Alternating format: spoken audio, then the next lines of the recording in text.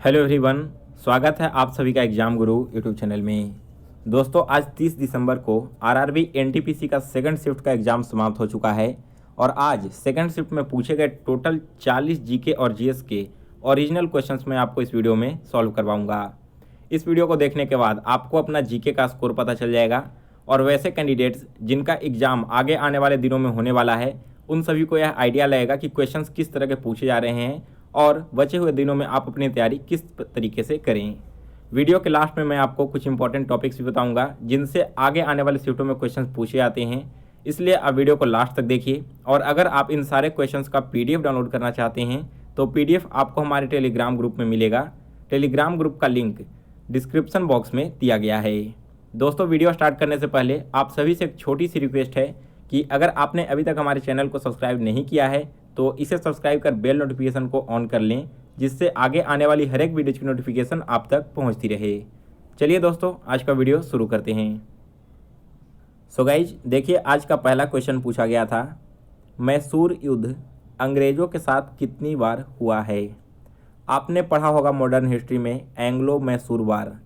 तो दोस्तों यह वार टोटल 4 बार हुआ था अंग्रेज़ों के साथ में। इस क्वेश्चन का करेक्ट आंसर है 4 टाइम्स। सेकंड क्वेश्चन देखिए, study of insects is called. आपको बताना था कि कीटों के अध्ययन को क्या कहते हैं, तो इसे कहा जाता है एंटोमोलॉजी।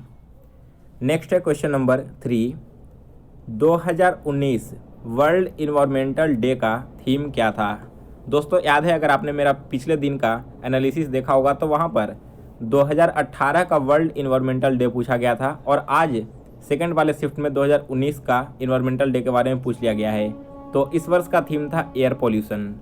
दोस्तों अगर आप डेली एनालिसिस देखते हो तो इससे आपको एक चीज़ फ़ायदा मिलेगा कि कई सारे ऐसे क्वेश्चंस हैं जो हो सकता है आगे आने वाले दिनों में रिपीट भी हो जाए। जैसे यहाँ पर वर्ल्ड इन्वायरमेंटल डे 2018 का मैंने आपको कल बताया था और उसी टाइम बोला था कि आपको 2019 का भी याद कर लेना है, मे भी आगे आने वाले शिफ्टों में पूछ लिया जाए। और देखो आज फिर से वही क्वेश्चंस पूछ लिया गया है, इसलिए आप डेली जीके के क्वेश्चंस का एनालिसिस जरूर देखें। चलिए अब आगे बढ़ते हैं अगले क्वेश्चन की ओर। क्वेश्चन नंबर 4 है, इंडियन नेशनल कांग्रेस का पहला अधिवेशन कब और कहां हुआ था। यह क्वेश्चन मैंने आपको कल ही करवाया था फर्स्ट शिफ्ट के टाइम में कि आईएनसी का पहला अधिवेशन 1885 में हुआ था और वेन्यू पूछा जाए तो यह हुआ था बॉम्बे में तेजपाल संस्कृत विश्वविद्यालय में। अगला क्वेश्चन देखो, क्वेश्चन नंबर 5 है, डॉक्ट्रिन ऑफ लैप्स यह किस गवर्नर ने लागू किया था। डॉक्ट्रिन ऑफ लैप्स यह लागू किया गया था दोस्तों लॉर्ड डलहौजी के द्वारा। नेक्स्ट इसके बाद एक पॉलिटी का क्वेश्चन है, क्वेश्चन नंबर 6, मौलिक अधिकार किस भाग में आते हैं। तो दोस्तों मौलिक अधिकार यानी कि हमें जो फंडामेंटल राइट्स मिले हैं वे आते हैं भाग 3, दैट मीन्स पार्ट 3 में। और देखो मैं भी आगे पूछ लिया जाए कि मौलिक अधिकार जो हैं वो हमारे संविधान में किस देश के संविधान से लिया गया है, तो यह लिया गया है दोस्तों यूनाइटेड स्टेट्स से। इस देश का नाम आप लोग याद रखिए। नेक्स्ट क्वेश्चन देखिए, क्वेश्चन नंबर 7 है, 2019 में कौन सा 2 देश मलेरिया से मुक्त हो गया है। तो दोस्तों करेक्ट ऑप्शंस क्या दिए हुए थे वो मुझे मालूम नहीं है, लेकिन अभी जो 2 देश मलेरिया से मुक्त हुए 2019 में, इन दोनों देश का नाम है अल्जीरिया और लेसोथो। नेक्स्ट है क्वेश्चन नंबर 8, लाइम वाटर किसके साथ मिलाने पर मिल्की हो जाता है। साइंस का इजी सा क्वेश्चन पूछा गया था। इसके बाद है क्वेश्चन नंबर 9।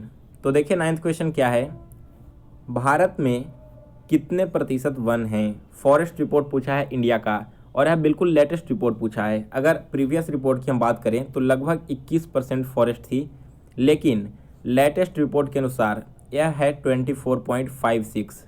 और दोस्तों ऑप्शंस में 24 के साथ और भी कई सारे पॉइंट दिए हुए थे, यानी कि आपसे बिल्कुल एग्जैक्ट डाटा पूछा गया था। तो आप देख रहे हो कि क्वेश्चंस का लेवल किस तरह से धीरे धीरे बढ़ते जा रहा है। नेक्स्ट क्वेश्चन देखिए, क्वेश्चन नंबर 10 है, dowry act in India. Bharat में डॉरी एक्ट कब लागू किया गया। यह लागू किया गया था 1961 में। इसके बाद देखिए अगला क्वेश्चन है 11 number, maximum literacy rate Bharat में सबसे ज़्यादा साक्षरता किस राज्य का है। तो यह है दोस्तों केरल राज्य का। दोस्तों यहाँ पर सेंसस 2011 एग्ज़ाम से पहले आपको बिल्कुल अच्छे से कंप्लीट करके जाना है, क्योंकि कई सारे शिफ्ट में सेंसस 2011 से क्वेश्चन पूछे जा रहे हैं। तो आप यहाँ पर जितने भी इंपॉर्टेंट टॉपिक बनते हैं जैसे maximum literacy rate, minimum literacy rate, इसके अलावा पॉपुलेशन रेट, ये सारे आप लोगों को याद करके जाने हैं। नेक्स्ट है question number 12, who is the founder of Facebook. बिल्कुल ईजी सा क्वेश्चन पूछा था, फेसबुक का फाउंडर कौन है? Mark Zuckerberg. नेक्स्ट इसके बाद अगला क्वेश्चन देखते हैं, क्वेश्चन नंबर 13 है, 2016 में कितने सिटी को स्मार्ट सिटी बनाने का फैसला लिया गया था? तो दोस्तों 2016 में टोटल 20 सिटी को स्मार्ट सिटी बनाने का फैसला लिया गया है और इस पर अभी काम जारी है।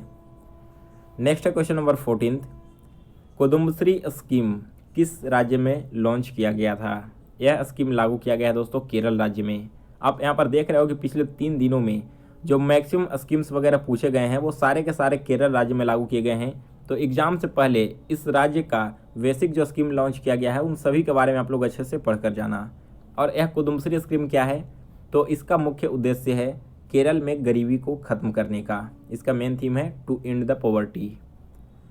अगला क्वेश्चन देखिए, अब क्वेश्चन नंबर 15 है कि ताजमहल का कंस्ट्रक्शन कब शुरू किया गया था? तो देखो वैसे इसका कंफर्म आंसर नहीं मिल पाया है, लेकिन मेरे ख्याल से इसका आंसर 1632 होना चाहिए। अगर आप लोग इसका कोई कंफर्म आंसर जानते हो तो कमेंट बॉक्स में हमें बता दीजिए। नेक्स्ट है क्वेश्चन नंबर 16th क्वेश्चन में R.K. नारायण के द्वारा लिखी गई कोई नॉवल पूछी गई थी।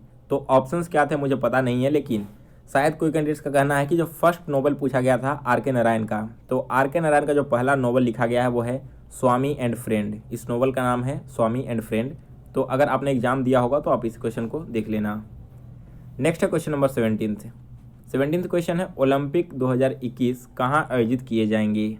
आप सभी को मालूम है कि ओलंपिक 2020 में ही होने वाला था, लेकिन कोविड-19 के चलते इसे पोस्टपोन कर दिया गया है और अब यह 2021 में टोक्यो में आयोजित किया जाएगा।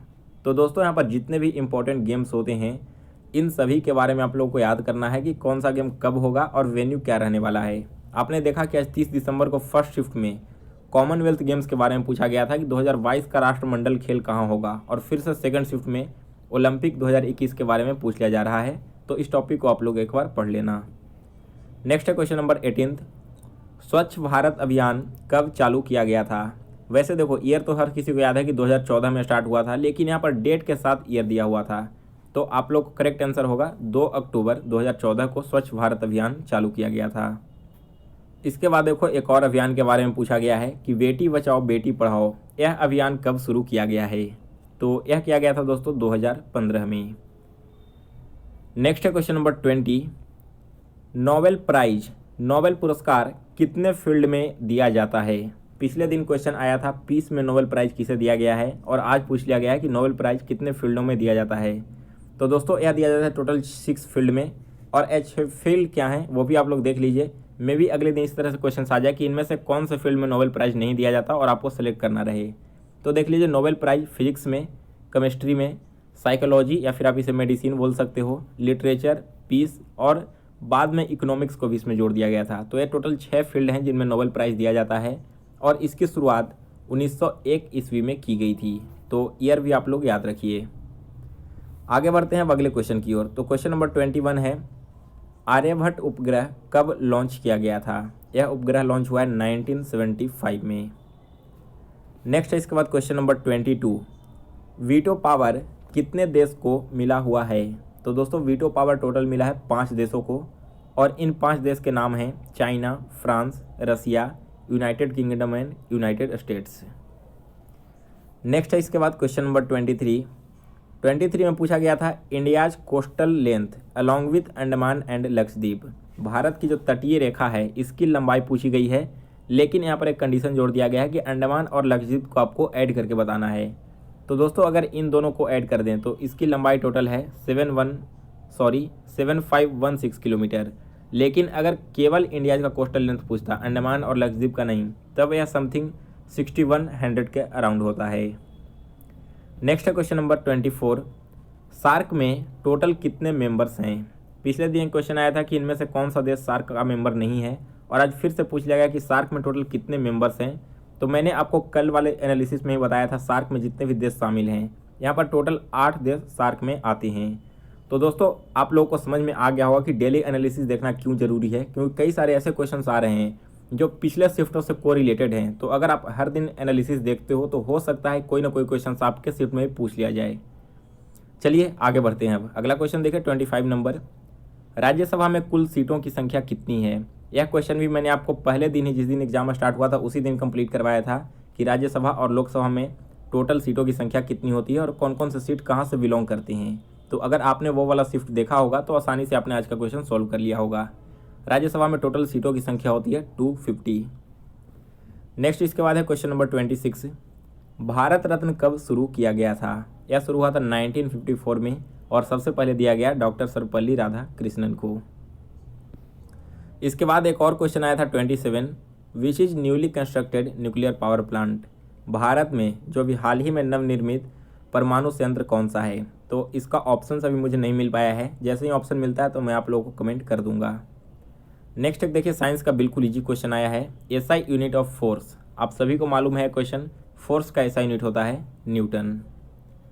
नेक्स्ट है इसके बाद क्वेश्चन नंबर 29 क्वेश्चन में वनयान ट्री का साइंटिफिक नेम पूछ लिया गया है।